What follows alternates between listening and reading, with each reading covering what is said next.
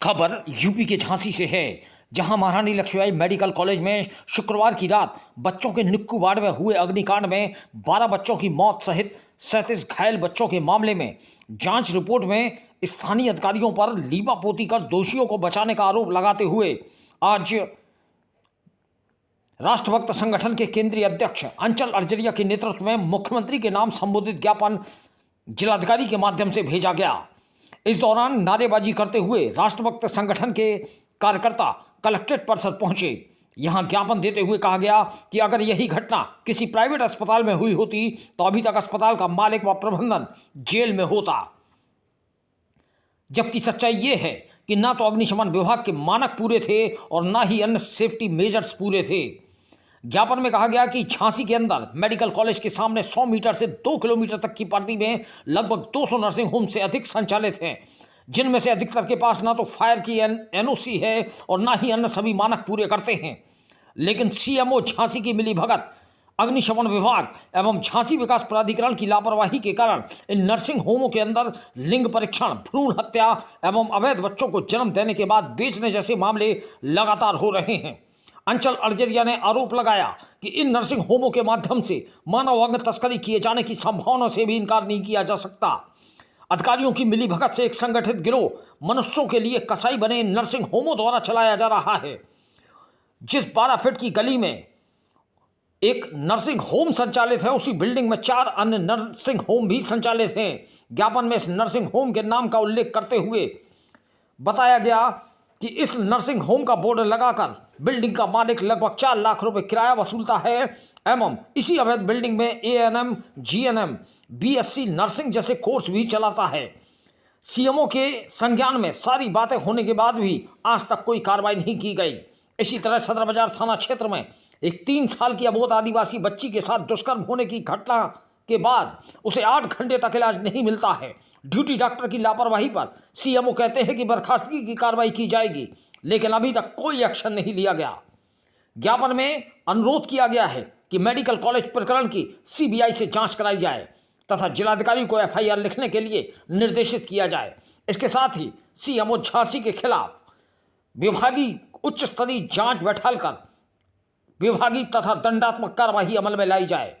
इस दौरान मुख्य रूप से अर्पित शर्मा, अजय रावत, दीपक वर्मा, सुमित साहू, सोनू रायकवार, राहुल, कार्तिक, प्रतीक कश्यप, सीताराम, दीपक, पंकज, अरुण जाटव, अरविंद जाटव, गोलू, रोमी, हनी, मलकीत आदि सहित सैकड़ों कार्यकर्ता मौजूद रहे।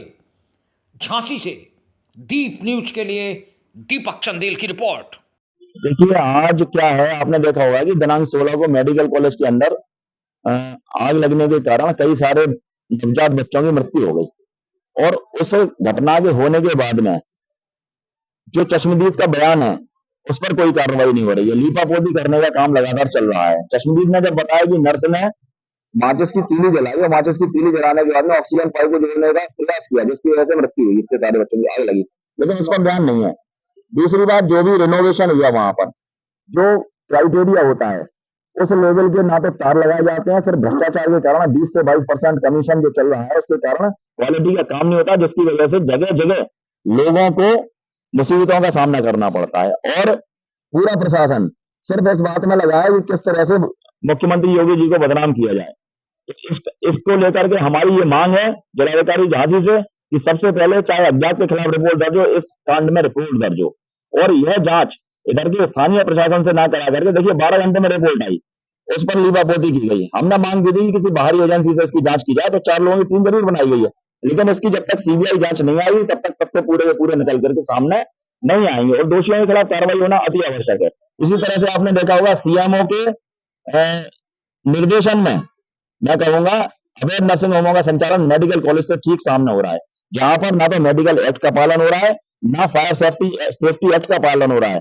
फायर एक्सटिंग्विश वाले जाते हैं अधिकारी, पैसा लेकर के नर्सिंग होमों से जो है एनओसी दे देते हैं। किस आधार पर एनओसी मिल रही है? 12 फुट की गली में कोई नर्सिंग होम खुल सकता है? सीधा सीधा क्राइटेरिया है, कम से कम 6 किलोमीटर दूर होनी चाहिए मेडिकल कॉलेज से, जिला अस्पताल से। अवैध रूप से लैब संचालित है, लैब के अंदर एक सिर्फ डॉक्टर व्यास है, 150 लैबों में उनके साइन होते हैं। कैसे संभव है कि एक व्यक्ति 150 लैबों का संचालन कर सकता है? इतनी सारी खामियां सीएमओ के सब संज्ञान में है, लेकिन चूंकि लाखों रुपए की रिश्वत मिलती है उस वजह से सीएमओ कोई कार्रवाई नहीं करते हैं। हमारी स्पष्ट बात हुई थी कि जो बिटिया के साथ बलात्कार हुआ था, 8 घंटे तक उस लड़की को जो है इलाज नहीं मिला, बिटिया को, मर जाती वो। लेकिन ड्यूटी डॉक्टर के खिलाफ कार्रवाई होनी चाहिए थी। रात भर 8 घंटे उसको इलाज नहीं मिला, कहा गया बर्खास्तगी कराई जाएगी। आज तक उस मामले को रुपया लेकर के दबा दिया गया, आज तक कोई कार्रवाई नहीं हुई। एक गांधी डिग्री कॉलेज है जो मेडिकल कॉलेज के ठीक सामने संचालित है, एएनएम, जीएनएम, बीएससी नर्सिंग का कोर्स चलाता है। अपनी बिल्डिंग में 4 नर्सिंग होम खुलवाए हैं, सहारा के नाम से, चितरंजन के नाम से, और भी 2 नामों से खुला हुआ है। सबसे 1-1 लाख रुपया लेता है, सीएमओ के संज्ञान में है, लेकिन इस पर कोई कार्रवाई नहीं करेंगे, क्योंकि जहां से पैसा मिलेगा कोई कार्रवाई नहीं होगी। तो इनकी भ्रष्ट सीएमओ है ये, और ये महुआ में रहा है, वहां भी बहुत भ्रष्टता इसने की है, और गाली गलौज कर बात करता है, अपने आप को डिप्टी सीएम का रिश्तेदार बताता है। कोई रिश्तेदार नहीं है।